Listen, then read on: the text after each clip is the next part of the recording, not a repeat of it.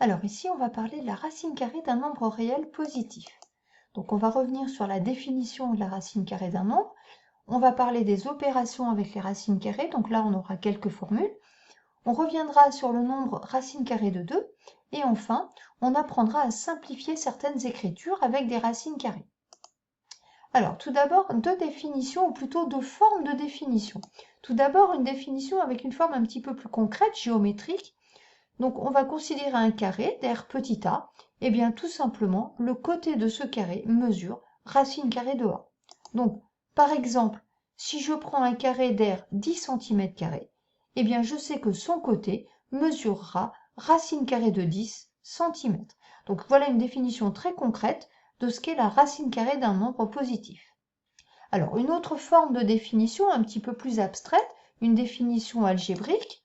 Donc, on va considérer un nombre a positif. La racine carrée de a, c'est le nombre positif qui a un carré égal à a. Alors, pour bien comprendre cette définition, on va prendre un exemple. Je vais prendre a égale à 25. Donc, d'après ce que dit la définition, la racine carrée de 25, c'est le nombre positif qui a un carré égal à a.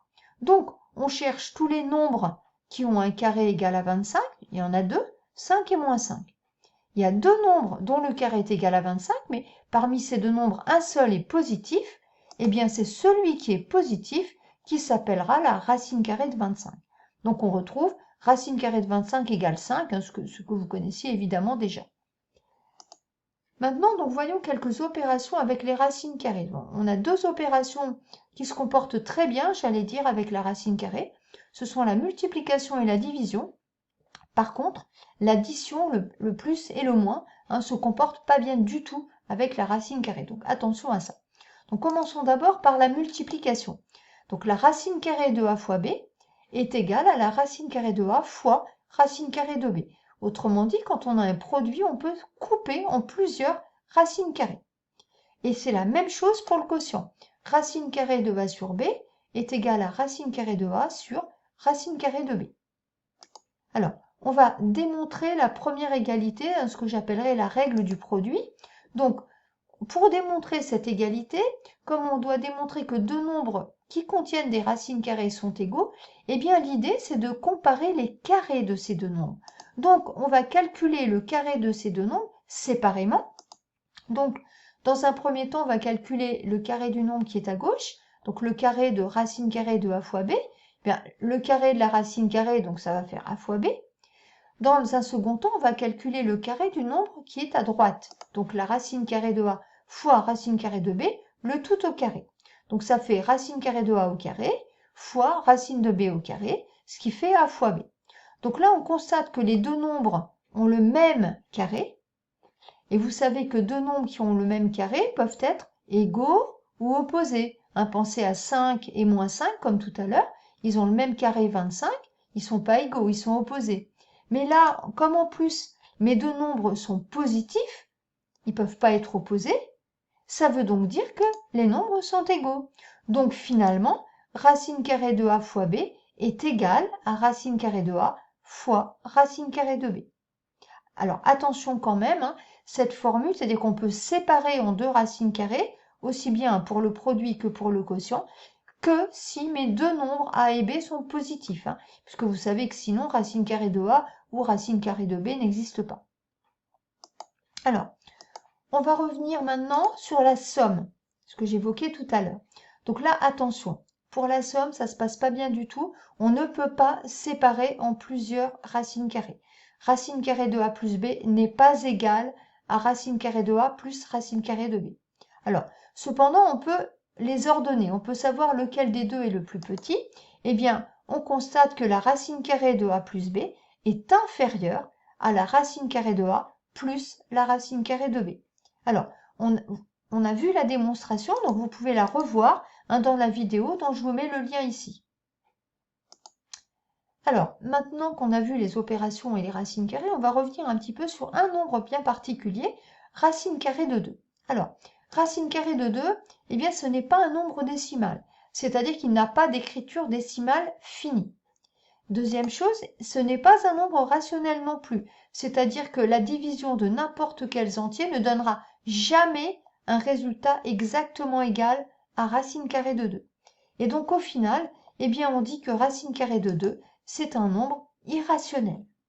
Alors, la démonstration, vous la retrouverez dans la vidéo dont je vous mets le lien ici. Et donc pour terminer ce travail sur les racines carrées d'un nombre positif, on va apprendre à simplifier les écritures avec des racines carrées. Et on va regarder un petit peu par rapport aux affichages que vous donnent vos calculatrices. Donc, si on saisit racine carrée de 75 sur une calculatrice, on obtient 5 racines carrées de 3. Alors, on peut se demander pourquoi. Et donc, on va regarder comment nous aussi, on pourrait simplifier racine carrée de 75 et le transformer en 5 racines carrées de 3. Donc, la méthode, première étape, on va décomposer 75 en produit de facteurs premiers. Alors, pour la décomposition, si vous ne vous souvenez plus, allez revoir le chapitre arithmétique sur les nombres entiers. Alors, 75, c'est 3 fois 5 au carré. Et donc maintenant, eh bien, on va appliquer la règle du produit. C'est-à-dire que la racine carrée de 75, c'est la racine carrée de ce produit, mais je peux la séparer en 2 racines carrées. Autrement dit, racine carrée de 75, c'est racine carrée de 3 fois racine carrée de 5 au carré. Mais racine carrée de 5 au carré, c'est 5. Donc ça fait finalement 5 racine carrée de 3, comme indiqué sur la calculatrice. Alors, deuxième observation sur les calculatrices, lorsqu'on saisit racine carrée de 75 plus racine carrée de 300 sur une calculatrice, on obtient 15 racines carrées de 3. Donc même chose, on va se demander pour savoir comment la calculatrice a procédé pour trouver ce résultat. Donc la méthode, première étape, on va simplifier chaque racine carrée séparément comme on a vu tout à l'heure, précédemment. Donc, pour racine carrée de 75, j'y reviens pas, on l'avait fait, on a trouvé 5 racines carrées de 3. Pour racine carrée de 300, rappelez-vous, il faut d'abord décomposer 300 en produit de facteurs premiers. Donc, 300, c'est 2 au carré fois 3 fois 5 au carré. Donc là, je vais rassembler en fait tous les carrés qui vont ensemble. Donc 3 fois 2 au carré fois 5 au carré, et comme 2 fois 5, ça fait 10, finalement, j'obtiens 3 fois 10 au carré. Et donc maintenant, je peux appliquer la règle du produit. Racine carrée de 300 est égale à racine carrée de 3 fois racine carrée de 10 au carré. Donc racine carrée de 3 fois 10, ou encore 10 racine carrée de 3.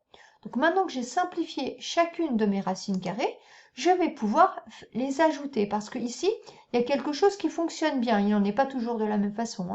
Mais ici, ça fonctionne bien parce que j'obtiens que des racines carrées. Et donc, il va s'agir de calculer 5 racines carrées de 3 plus 10 racines carrées de 3. Donc, il ne faut pas se laisser impressionner par l'écriture, il faut plus réfléchir en se disant, si on avait 5x plus 10x, ça ferait 15x. Eh bien, 5 racines carrées de 3 plus 10 racines carrées de 3, ça fait 15 racines carrées de 3. Et c'est bien le résultat annoncé par la calculatrice.